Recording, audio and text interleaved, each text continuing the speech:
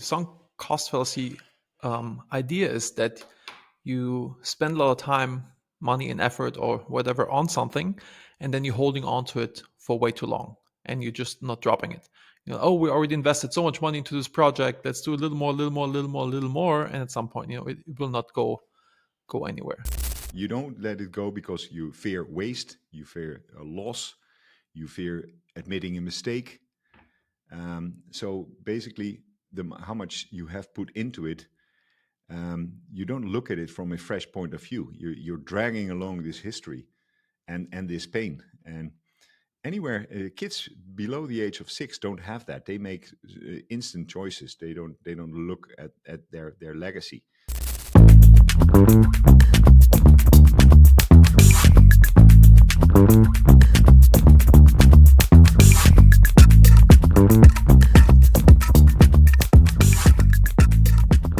Welcome to another episode of the Love Not Fear podcast, where Eduard and I exploring how we make decisions out of love and not out of fear in life and in business.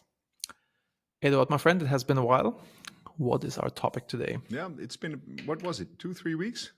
We have to pick it up, David. I'd like to talk one of the psychological biases that hinder personal growth, and I'd like today to dive deep on the sunk cost fallacy. So what triggered this is I have to renew my lease. And then you evaluate how much office space do you need, how much warehousing you need. And I went down in the warehouse and I looked at the warehouse. Half of the shit there is my personal stuff, which I don't even care about. These are fragments. These are tales from different lives, from different eras even. So this is really tangible. I always have the excuse of time and priorities not to look at it, but this is something it's dragging along. And then exploring around that topic, there are many examples in life that have the same origin, where you think when you have invested time and money into something, it must be valuable. But maybe you have moved and maybe it's holding you back from doing what you like or becoming who you want to be. So let's kind of roll back and explain the sunk cost fallacy. The sunk cost fallacy idea is that you spend a lot of time, money, and effort or whatever on something, and then you're holding on to it for way too long. Yeah. And you're just not dropping it. Right. Oh, we already invested so much money into this project. Let's do a little more, little more, little more, little more, and at some point, it will not go anywhere. You don't let it go because you fear waste, you fear a loss, you fear admitting a mistake.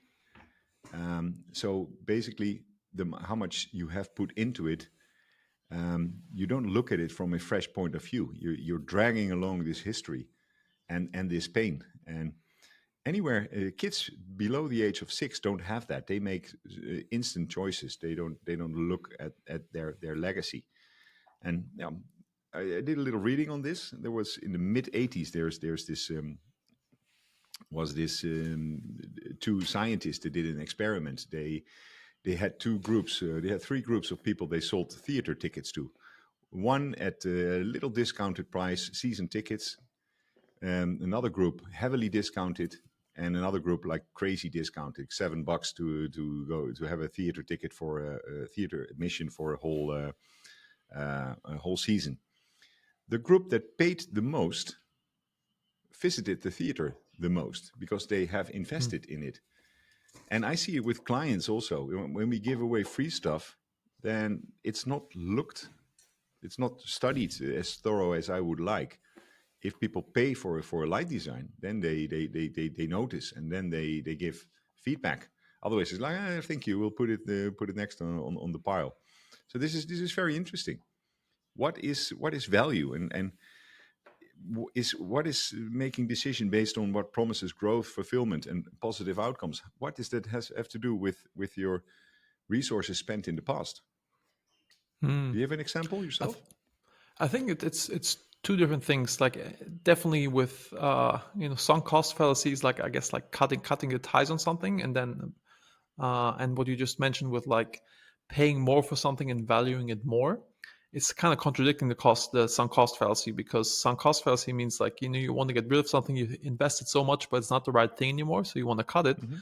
But on the other hand, if you, I totally agree with, like, if you pay for something a lot, it becomes more valuable. For example, a friend of mine had issues with his business. He was running an agency, and we talked about it at length, like multiple times, on like how he can fix this. And I gave him advice and shared experiences from how I have solved and how I would solve the issues that he's having. And it's been going on for 6 months or a year, and it didn't really get much better. And then he started working with a business coach, a mutual friend of mine, of us. And then he started implementing all these things, and things were changing.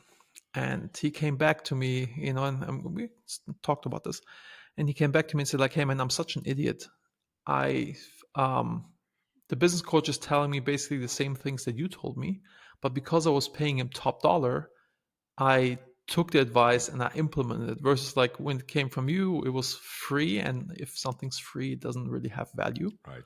And so that's the thing. Same with managing happiness. When I sometimes I run cohorts for free, for I used to do that, but people are way more committed when they pay for it. Yep.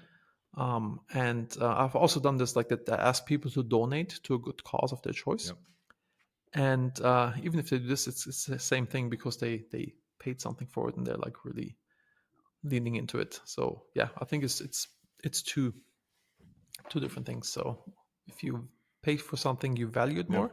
But getting back to the sunk cost fallacy, um, I Is it started a also new in business. a restaurant? Maybe if you're in an expensive restaurant, your plate is too full, you're not hungry anymore.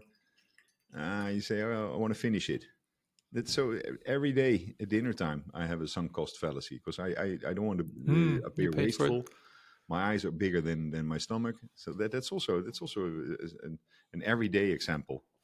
But you could use it to your positive side as well, because when you become a member of an expensive gym and you pay top Mhm. dollars, you are more likely to go there. And gyms use that. They create this community feeling you want to be a part of. You represent a healthy lifestyle, and just by paying, they actually live on the fact that people want to belong to the community, although they don't put in the effort. So this is also a very interesting fact. By they when at the moment they sign up, they're really committed to make a change, and then yeah, some do, a lot of people don't. There's also another gym where it's very low cost to join, and they bank on it that, it's not for like people who want to get super fit. Hmm. It's for the couch potatoes, and their model is that people pay but never show up. Yeah, So I guess like yeah. that's the other side of the coin. With the sunk cost fallacy, I have another personal example where I started a business with somebody who was running one of my businesses, and we or I put in a lot of resources and time and money to get this up and going, and it was going okay. It was making money, but I was like not passionate about it at all, and it was holding me back from doing the other things that I want to do more, that are more in line with my vision and mission. And I was it took me quite some time to say, like, okay, I'm out. I'm not doing this anymore, even though this means I lose my investment into this. Um, because it was just like holding me back from other things. But still, some cost fallacy, like, oh my god, I spent so much Hmm. time, money, and effort on this. It It has was not another easy, side. but How? Because being owning a business, building a business has a lot to do with perseverance, right? mhm. Perseverance is in contradiction um, of looking at your business fresh and like you don't have anything invested. So I'm interested by this. Sometimes it pays off to push through a certain period, and it's only in hindsight that you said, okay, and this can build up towards a sunk cost fallacy. If you've done this multiple time, you might be you might ignore the signs that you're doing something that's not meant for you, This is a personal, deeply personal story. I mean, I've been in my business for a long time, and it's the shifts that gets me passionate. Doing the regular stuff and doing more of the same is not interesting, but you have to push through, especially when people leave the company and you have to step up your game yourself. At the moment, I'm working my ass off, and I cannot say that I enjoy it very much. But what motivates me is the fact that tada, we have just become a B Corp, and that means that the whole communication of the company will start different. This is, by the way, this is not the end point for me. Becoming a B Corp is the start sign to start things, start to have different discussions. But that's a whole different story. Let's keep to this topic, the sunk cost fallacy. Um, the biggest example in life was the Concorde, where both Britain and France co-invested in an airplane where it was, from day one, it was clear that it was not economically viable, and they threw billions at it because neither of them wanted to quit it. But there's another side to that story as well. I mean, this has pushed technological boundaries. So was it a total loss? So this is interesting. This is the struggle. Why can't you have it all? And that's what this podcast I is guess about. you can do anything, but you can't do everything. Hmm. I've read this recently. You can like do really you can do anything you want, but you can't do everything. And this is like also one of my big problems, that I start too many things. Yeah. So I want to do everything, There's a powerful but word it's in the about English language. You want me to tell it? yeah, It's called no. yes, I'll spell yeah. it. And then N-O. comes to some cost fallacy. I start like 10 different projects, Mhm. and how do I stop the ones and like pick it up? So actually, my current, because I thought about this morning in the car. This week I want to get two things done for managing happiness, and I will not have the time to do them both, and then I get other ideas, etc. So my current working solution is to make themes. Like this week is a theme, Yeah. and I only want to work on this. Yeah. Next week is the other theme, and I have like my backlog and work it that way. Yeah. I like the idea of time and priorities in a day is like having a deposit in the bank, but at the end of the day, the deposit runs out. So you have to spend it. You have to spend it wisely, otherwise it's gone anyway. Hmm. Yeah, and prioritizing, another thing I started doing in the morning is to mentally do certain tasks. So to not actually do, not writing that email, not going and doing that research, and I started with pen and paper, and I do the job on paper, and then it makes doing it so much easier. But we're off topic again. Come on, let's stick to this Yes. amazing topic of sunk cost fallacy. Another thing is in relationships. People are in relationships that are clearly not functional, and they stick together. They think it has to do with let's stay together for the kids, or let's it will get better once we do X S, or we have more time. This is also a thing. Is it when is it time to call it quits and look for something else, and when is it time to recognize it and say, okay, I need to move on to the next stage. I find it It's really very, a very tough one. fascinating. I think it all, like what came to mind a few times while talking about this, is the serenity prayer, Hmm. which is give me the serenity to accept things I cannot change, the power to change things I can change, and the wisdom to know which one's which. And I think this is like with some cost fallacy, like which project do I continue? Yeah. Which project do I stop? For me, I look for outside validation. I look for something outside of myself to happen in order to make a change. And I've become very Mm, aware of that. And I'm trying to step out of this mechanism where something must change that I need to act on.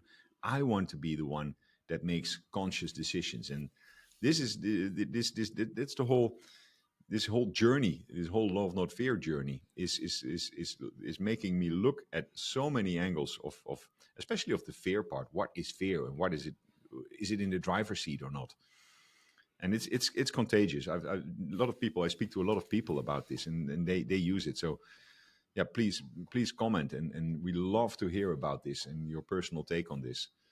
Um, it's very interesting to do things that are slightly scaring, because if it doesn't scare you, then it's not ambitious enough or not urgent enough.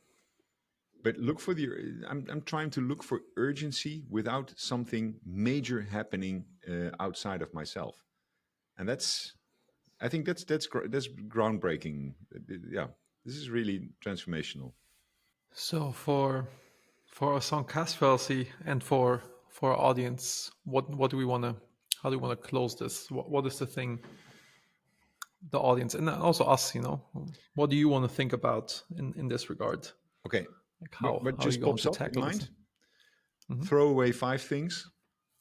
Mm, Let go of 5 people in your life that are not mm, serving you, that are costing you energy, and stop mm-hmm. doing 5 things that you think you need to do, but you actually don't if you put your mind to it. Somebody else can do it, or stop it altogether.